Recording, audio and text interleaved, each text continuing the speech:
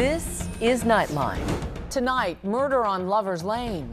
The young couple out on a summer date night when the unthinkable happened. Houston police have an especially gruesome double murder on their hands this evening. A brutal crime that shocked the community. It caused a reign of terror. Unsolved for more than 3 decades. Then there's a break in the case. May he rot in hell. Plus, unfiltered. Shut up! Lisa Ann Walter. You know her from The Parent Trap and as Abbott Elementary's snappy comeback queen. Whoa! You throwing stones with those extensions? You look like you get your hair done at the mall. Now out with her own no-holds-barred stand-up comedy special. My doctor, she was hilarious. She said, "It's been a while since you've been in a relationship, huh?" She said, I can't see past the cobwebs. In this special, there are things that I have never said on stage before. I will never say again. And the mom of 4 joining the elite class of Sports Illustrated cover models, alongside Elle Macpherson and Tyra Banks. Which former teen idol was awarded the honor this year? From ABC News headquarters in New York, this is Nightline. Thanks for joining us. Tonight, a possible answer to a decades-old murder mystery in Texas. A young couple on a summer date night on Lover's Lane when their lives were brought to a brutal end. The crime going unsolved for more than 30 years until DNA evidence broke the case wide open.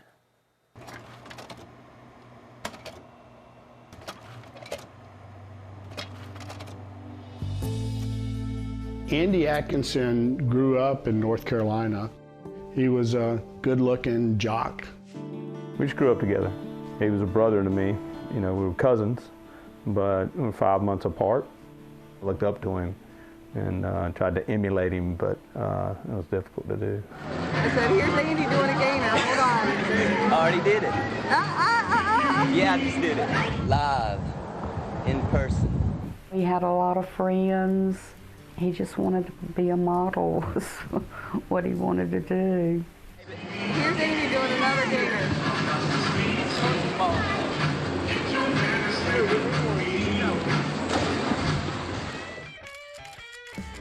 Yeah, he was a really handsome guy. I think Andy was looking for a fresh start and really didn't know what to do with his life. And an easy, sensible move for him would to move to Houston to be closer to his father, spend time with his dad, and get a fresh start.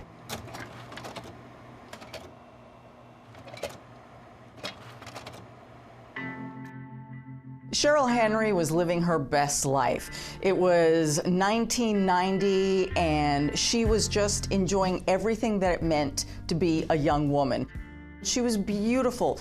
Big, beautiful, blonde hair, just a stunning woman who really loved life. So growing up, I think the sisterly love, I looked up to her so much, so I wanted to be everywhere she was. So I was like, they used to call me Little Cheryl. I followed her around everywhere, so of course I was a nuisance. As we got older, we got really, really close and we're best friends. So I introduced Cheryl and Andy together because Andy's friend at the time, Craig, was my boyfriend at the time. And they met at the gym. They just instantly hit it off. I could tell she really liked him. They were smitten. So the plan was Cheryl's sister Shane was going to pick Cheryl up. They were going to go together to this dance club, very popular place, Bayou Mamas in Houston. And Andy was going to meet up with them. Cheryl and I got there first, and then Andy showed up about half an hour later. We're just hanging out, you know, they're having some drinks. I was tired, so I decided I was going to go home. Cheryl wanted to stay longer, so Shane left, and the plan was to talk the next morning. Sometime around midnight, they got into Andy's car, and Andy drove to a place known as Lover's Lane here in Houston. Cheryl and Andy parked the vehicle there. Back in that day, there wasn't much around it. I mean, it was kind of undeveloped land, if you will. So it was an ideal place for young lovers to go parking.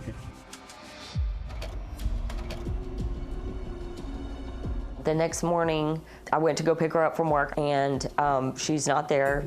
Shane called me and asked if I had seen or heard from Cheryl. She didn't show up for work, and that's when I think some of the panicking started. And it wasn't until a security guard the next day noticed, hey, this car's been parked here for an extended amount of time, who then called authorities. Houston police have an especially gruesome double murder on their hands this evening. The victims, a young couple who went out on a date and never came home.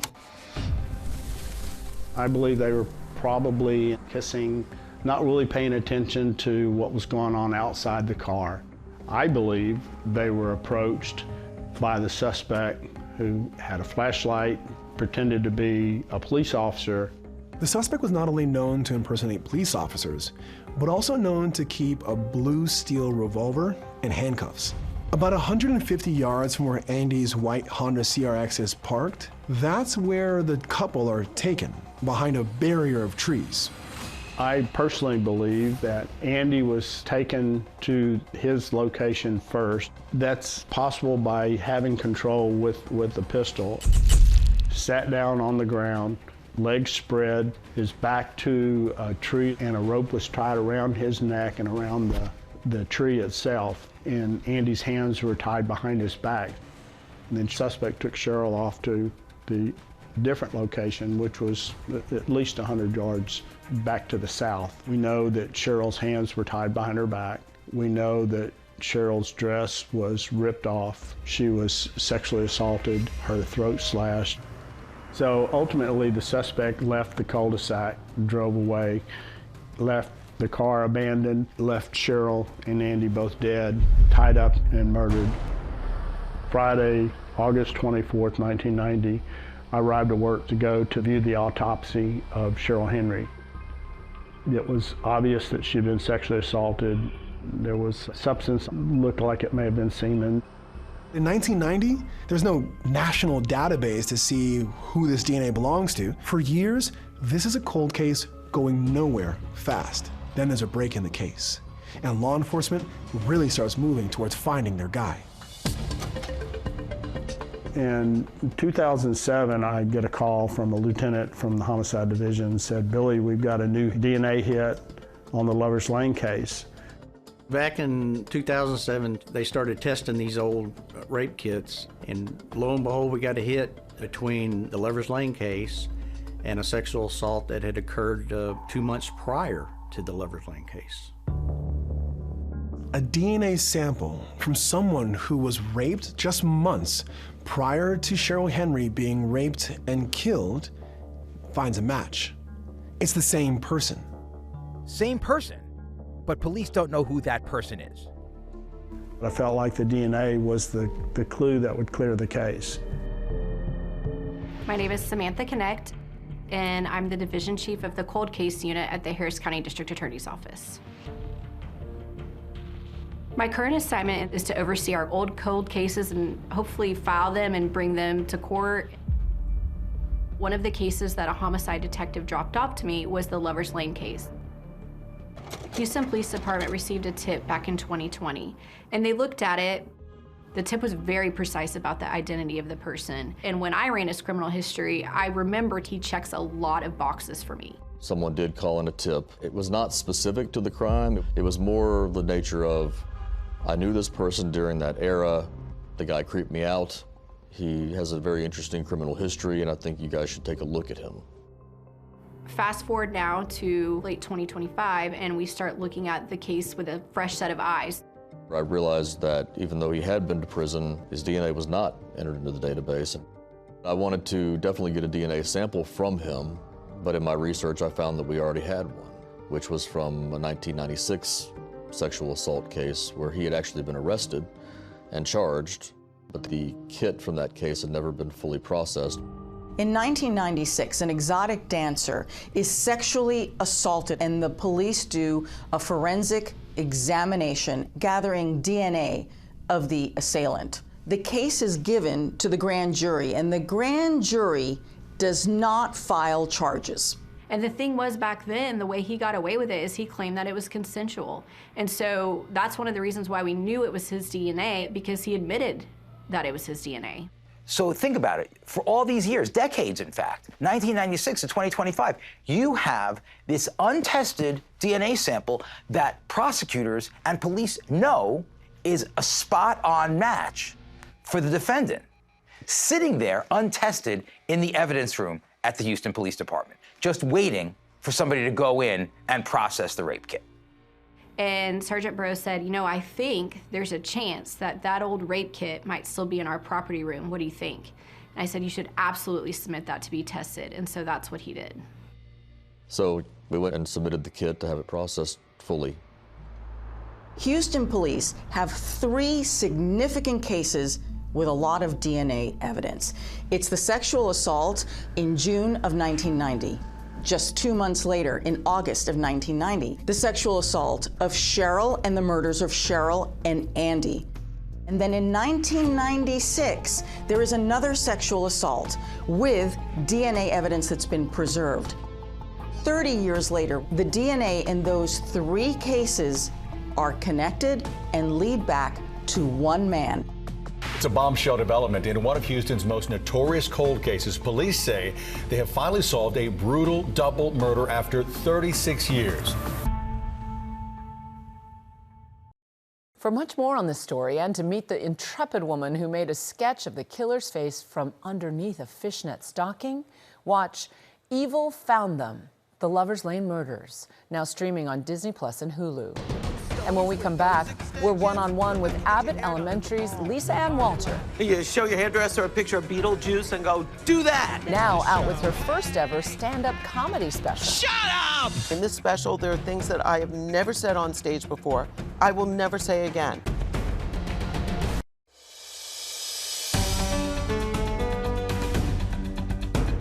Welcome back. Lisa Ann Walter is a force of nature. She exudes fierce, funny energy on Abbott Elementary and has taken down the competition on celebrity game shows. Now she's debuting her Hulu stand-up special. It was an accident. She just sat down with ABC's Stephanie Ramos. My doctor, she was hilarious. She was all the way in, and she said, it's been a while since you've been in a relationship, huh? I said, what are you looking at? She said, nothing. I can't see past the cobwebs. This bitch! And welcome to Nightline, Lisa Ann Walter. It is so wonderful to have you here. Oh, thank you so much. You are an incredible actress, comedian. Many people may remember you from your role in The Parent Trap. You played Lindsay Lohan's nanny there. That's right. You've been a teacher on the ABC hit sitcom Abbott Elementary, and now you have a new Hulu comedy special. You are busy, girl. You're doing a lot. And that's only a portion. But I like to stay busy. And also, you know, Sheryl Lee Ralph, who's my co-star on Abbott, Yes. and I have a very similar trajectory in that we had a lot of success and then many, many years of working constantly straight through, but not necessarily on a big hit international show. And we were single moms raising kids in Los Angeles, which is quite expensive. You both play really good friends on the show, but clearly you're good friends off screen. And she introduced you in your comedy special. She is really responsible for this getting done. And it was our goal as work wives, and that was how we, produced under, that we would do this for me first and then hopefully for other female, particularly female comics. Believe me, as women get older, we're extremely funny. Yeah. Because we have to be. And the comedy special is funny. You're funny. It's fantastic. But congratulations on the renewed season of Abbott Elementary. Oh, yes. Going into its 6th season. It is fantastic. You play a teacher who is just loyal, fabulous, no nonsense, Italian-American from South Philly. Yep. And it's just so fun to watch. We actually have a clip. What you are not going to do is badmouth Barbara, or any of my friends for that matter, including Jacob, or they're going to wind up interviewing all of your ex-wives in the documentary called How Morton Went Missing. You got me. Oh, yeah. I never doubted you for a minute. That was me being loyal. That was and you fabulous being in loyal. South Philly. So going back to the special, the show is called It Was an Accident. And you often talk about this, how showbiz is kind of an accident. You have to be just lucky. listen. We actually have a clip. Let's take a look. I have 4 kids, 2 ex-husbands, 2 kids with each, Julie, because it's like, you don't want anybody to get jealous. The first ex-husband, lovely Jewish guy, turned out we had too much in common. He also liked men.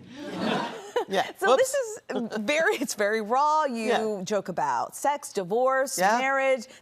Everything is in there. And for the first time ever, because back in the day, they used to tell female comics, like, oh, you can't talk about this. There were about 30 female comics in the country when I started doing stand-up. There were not many mothers, and they would tell us, you can't work blue, you can't use language, we don't let women do that here. So you were able to be real, and you're real in this this comedy show. Skims are a devil.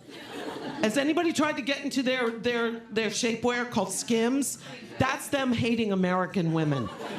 I'm serious. I burst a blood vessel trying to get that thing over my ass. I had to lay down and get help. I had to call out for help.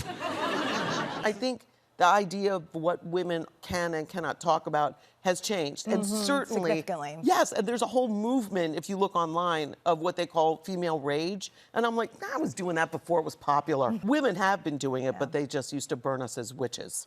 And now we get Hulu's comedy specials. Speaking of other firsts, you are in an off-Broadway show, Heathers the Musical. Thank you for bringing that up. Yes. That's so exciting for me. This is a very active role, and I play 2 characters, so there's a lot of changing of costumes and wigs and running, and it's 8 shows a week. And boy, it helps to be young. The whole cast is 23 years old, and now I'm mother. Now I get to give them unsolicited advice, and because they're not my children, they listen to me. Yeah, it's fantastic. What do you want folks to walk away with after watching your comedy special? In this special, there are things that I have never said on stage before. I will never say again. What I talk about are things that we all think, or like you've heard your crazy aunt say, or you talk about with your favorite best friend or your neighbor, and I just want them to feel what we have in common and what makes us all laugh and what we all enjoy and we can experience together, and give us like a brief spot of joy. For God's sake. We need all the joy we can get right now. A little bit of levity, please. And thank you for bringing the joy. You're welcome. Pleasure to have you. It Was an Accident is available on Hulu right now. Thank you so much, Lisa. Thank you. And tell my son to call me. I will. Okay. Call your mom, okay? Our thanks to Stephanie. When we come back, the former teen idol, now mom of 4, joining the ranks of supermodels, gracing this year's Sports Illustrated's Swimsuit edition.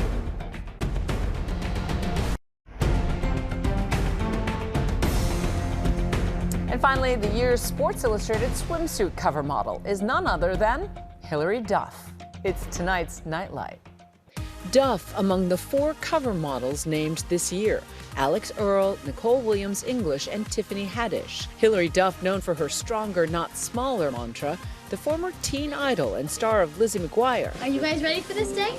Is now a mom of 4 and the hit maker of songs that are a little more mature. She loves when she hears you say you're so mature for your age. Hilary Duff joins the hallowed ranks of supermodels like Cindy Crawford and Tyra Banks, who've graced the cover. So everything that people say about aging is true. You start to feel better and better as you go. And I'm trying to keep reminding myself that instead of critiquing, celebrate. She tells the magazine the experience has been, quote, a little bit scary, but also incredibly empowering. And that's Nightline for tonight. You can watch all of our full episodes on Disney Plus and Hulu. We'll see you right back here Monday, same time. Thanks for staying up with us. Good night, America.